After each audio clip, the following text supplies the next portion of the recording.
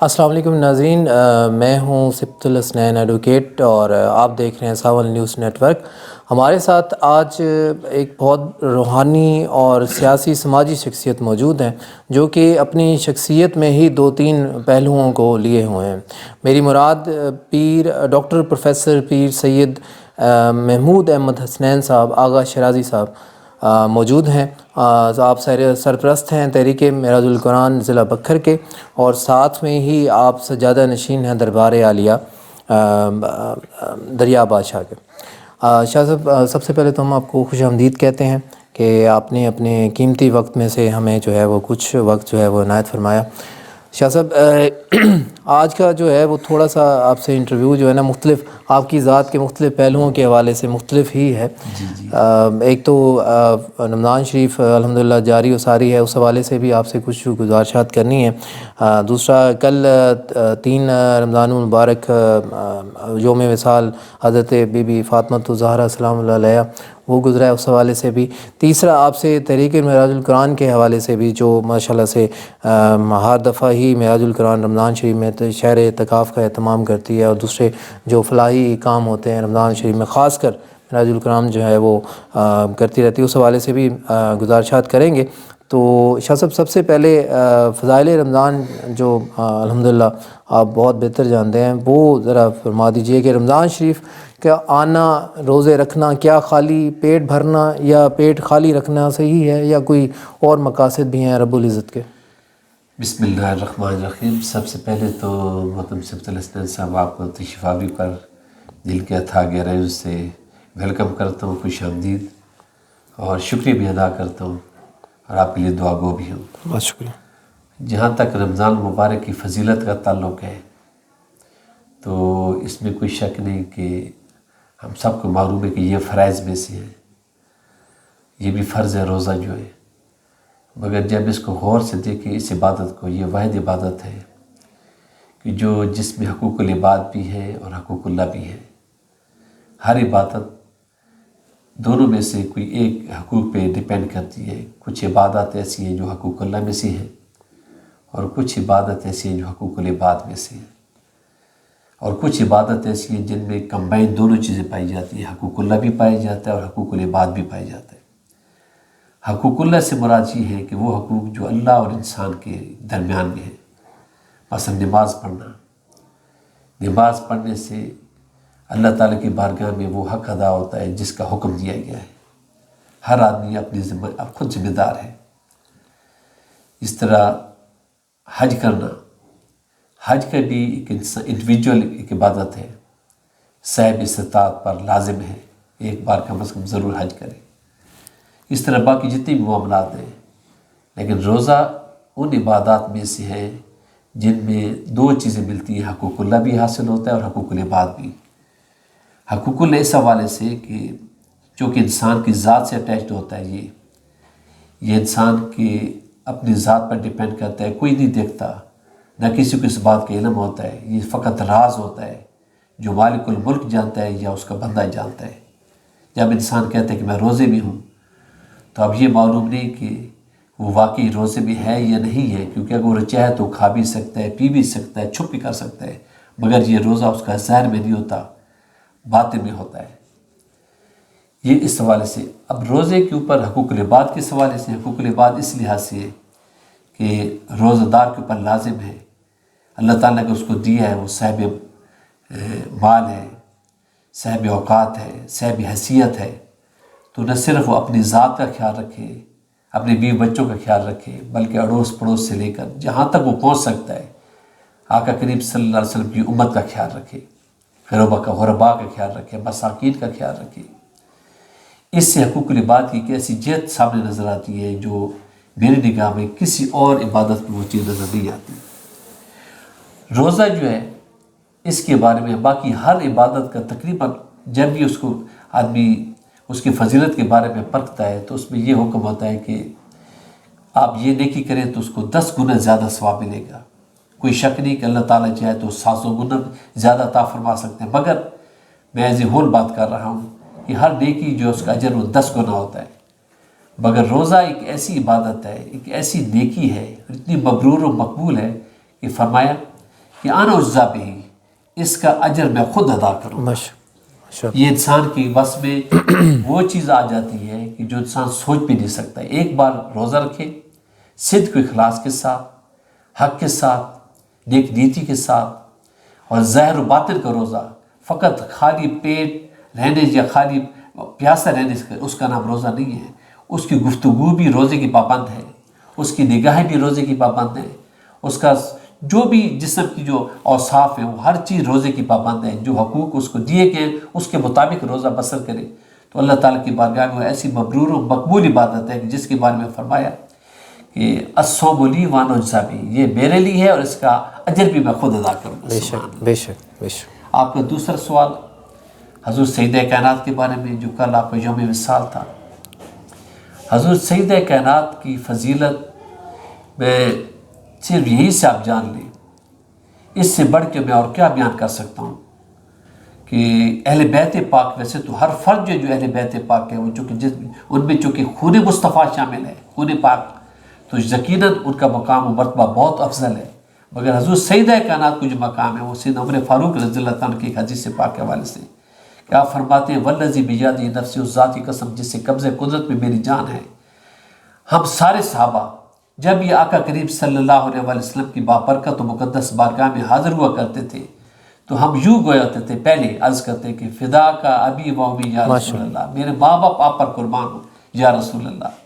لیکن آپ فرماتے ہیں کہ خدا کی قسم تاجدار کائنات صلی اللہ علیہ وسلم سے میں نے اپنے کانوں سے خود سنا جب حضور سیدہ کائنات کے پاس تشریف لے گئے یا سیدہ کائنات آپ کے پاس آئیں تو آقا کریم صلی اللہ علیہ وسلم نے نہ صرف اپنی جگہ ان کے لیے مختص فرمائی، آپ خود کھڑے ہو گئے، ان کو بوسہ عطا فرمایا، بلکہ فرمایا کہ فدا کے ابی و امی یا فاطمہ، اے فاطمہ میرے ماں باپ آپ پر قربان ہے. سبحان اللہ، پوری کائنات آپ پر قربان ہو.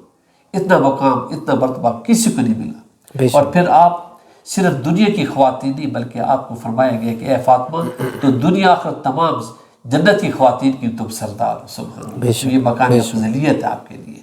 اس حوالے سے تیسرا منہاج القرآن کے جو آپ اپنے شہر اعتکاف کے بارے میں بات کریں، یہ وہ شہر اعتکاف ہے جو حرمین شریفین کے بعد دنیا کا سب سے بڑا شہر ہوتا ہے.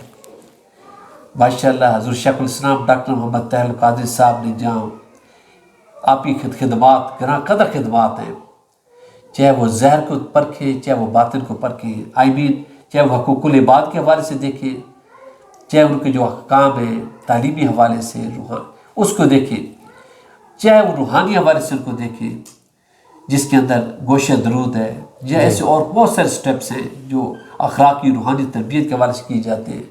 تو یقیناً ان میں سے ایک یہ سر فہرست یہ کام بھی ہے کہ جو ہمارا منہاج القرآن کا شہر اعتکاف ہوتا ہے، اس کو شہر اعتکاف کہتی اس لیے کہ اتنی بڑی تعداد میں وہاں پر لوگ کا اکٹھا ہونا، ایک جگہ پہ اکٹھا ہونا، ہزاروں کی تعداد میں مرد و خواتین کا، اور صبح سے لے کے شام اور شام سے لے کے صبح تک صرف اللہ کے رسول کی رضا کی خاطر، اطاعت خدا اور اطاعت مصطفیٰ کی خاطر، لوجہ اللہ و لوجہ رسول اللہ، اور اس انداز میں اعتکاف نپٹانا کہ جو سنت مطابق ہو. سبحان اللہ. وہ سوائے منہاج القرآن کے آپ کو یا حرمین شریفین ان کے بعد صرف منہاج القرآن کے آپ کو نظر آئے گا. اس کے اندر نئے لوگ جاتے ہیں، ان کی تربیت ہوتی ہے ماشاءاللہ. وہ جو اصل روحانی جو سپرٹ ہوتی ہے اعتکاف کی، وہاں سے وہ چیز ان کو ملتی ہے. ان کو اخلاق کی دولت سے بہرہ مند کیا جاتا ہے. اللہ کے رسول کی بارگاہ سے جو حقیقی فرما برداری ہے، حیا اور وفا کا درس ملتا ہے. جب وہاں سے لوگ واپس آتے ہیں تو جب جاتے ہیں تو خالی جھولی جاتے ہیں، خالی گود کے ساتھ جاتے ہیں، خالی ایمپٹی ہینڈ جاتے ہیں. لیکن جب وہاں سے واپس آتے ہیں تو اللہ کے رسول کا فضل لے کر سامنے آتے ہیں. ان کی نگاہوں میں نمی ہوتی ہے، ان کے پورا سال اللہ کے رسول کی محبت میں گزرتا ہے. سبحان اللہ. وہاں جو راتیں ہیں، میں کس بات کا ذکر کروں، جو دن ہیں وہ تو گزرتے ہی ہیں، جو راتیں ہوتی ہیں ان کا ذکر کیا اگر میں نہ کروں تو میرے لیے نہ میرے پاس الفاظ ہیں نہ میں بیان کر سکتا ہوں. اگر نہ کروں تو وہ شوبی قسمت ہوگا. جو راتیں ہوتی ہیں ایک ایک لمحہ اللہ کے رسول کا درس دیے جاتے ہیں، آنکھیں نم ہوتی ہیں، محافل نعت ہوتی ہیں، محافل ذکر ہوتی ہیں، قرات کی محافل ہوتی ہے. اس کے بعد حضور شیخ الاسلام کی ہر روز رات کی جو کہ خطابات ہوتے ہیں، صاحبزادگان ڈاکٹر حسن محی الدین، ڈاکٹر حسین محی الدین صاحب ماشاءاللہ، ان کی خطابات ہوتے ہیں. وہ ایسے خطابات ہوتے ہیں جو یقین جانے جس چیز کی طلب ہوتی ہے اس سے وہ بڑھ کے عطا کر دیتے ہیں ماشاءاللہ. یہ منہاج القرآن کا فیض ہے. اور صرف شہر اعتکاف کے لوگ ہی مستفید نہیں ہوتے ہیں، بلکہ لاکھوں کی تعداد میں دنیا میں منہاج نیٹ ورک جو ہمارا اس کے ذریعے یہ خطابات پہنچائے جاتے ہیں. بہرحال ایک چیز کنفرم ہے کہ منہاج القرآن کے اعتکاف میں کوئی ایک بار چلا گیا، مرد و زن، خواتینوں اور مرد حضرات میں سے کوئی ایک بار چلا گیا تو یقین جانو اگلی بار وہاں جائے بغیر نہیں رہ سکتا. یہ ایک الگ بات ہوتی ہے کہ وہاں پر محدود سیٹس ہوتی ہیں، محدود لمٹ ہوتی ہے، کیونکہ ہزاروں تعداد میں لوگ ہوتے ہیں. وہاں پر کمیٹیز ہوتی ہیں، بہت ساری کمیٹی ہوتی ہیں جو ہر چیز پرووائڈ کرتی ہیں، ان کا کھانا پینا، اور ایک عجیب و غریب خوبصورت سا ماحول ہوتا ہے. جی ماشاء اللہ ماشاء اللہ. شاہ صاحب یہ تو سوالات ہو گئے.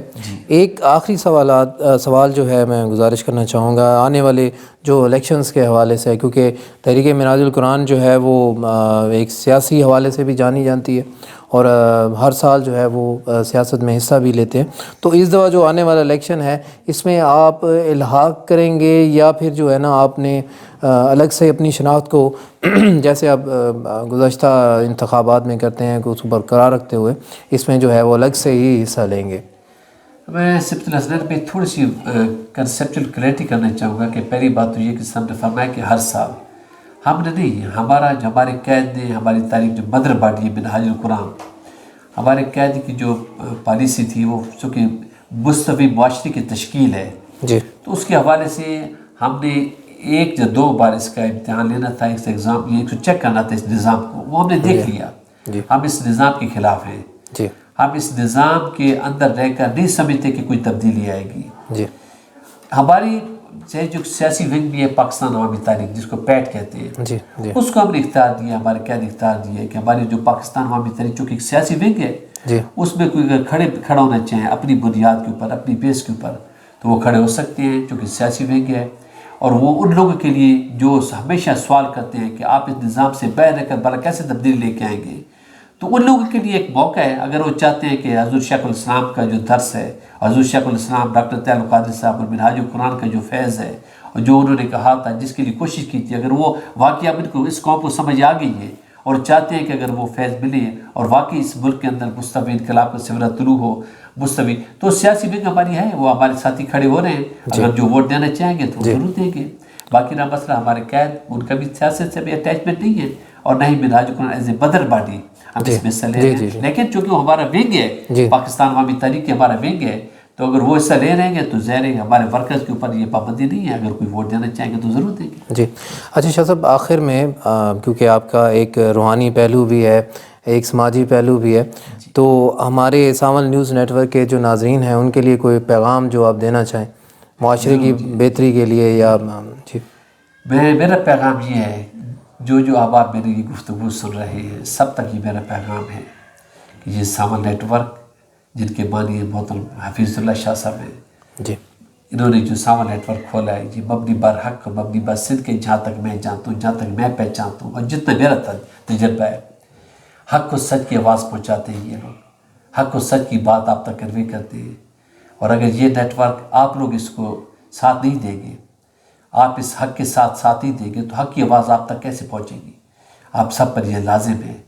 بسم اللہ الرحمن الرحیم، تعاونوا علی البر والتقوی ولا تعاونوا علی الاثم والعدوان.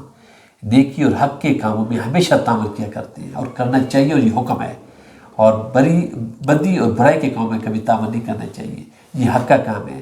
آپ کے اس چینل کے ساتھ کوآپریشن سے، اس چینل کو لائک کرنے سے، اس چینل کو سبسکرائب کرنے سے یہ چینل پھیلے گا، پھلے گا، پھولے گا اور حق اور سچ کی آواز آپ تک پہنچے گی. آپ لوگ ہمیشہ پہلے بھی ساتھ دیتے ہیں، جہاں تک میری آواز پہنچ رہی ہے میں سب سے ریکویسٹ کروں گا کہ آپ لوگ کا کچھ جائے گا نہیں مگر آپ کو بہت کچھ مل جائے گا، اور سب سے بڑھ کے اللہ کے رسول کی رضا ملے گی انشاءاللہ. شاہ صاحب بہت شکریہ. یہ تھے پیر سید محمود احمد حسنین صاحب جو اپنی خوبصورت گفتگو سے جو ہے وہ ساول نیوز نیٹ ورک کے ناظرین کو جو ہے وہ قلوب و اذہان کو منور فرما رہے تھے. انشاءاللہ آئندہ کسی اور پروگرام میں کسی اور رونق اور روحانی شخصیت کے ساتھ حاضر ہوں گے. میں ہوں سبت الحسنین ایڈوکیٹ، میرے ساتھ میں موجود ہیں کیمرہ مین راشد محمود صاحب. اجازت دیجیے، اللہ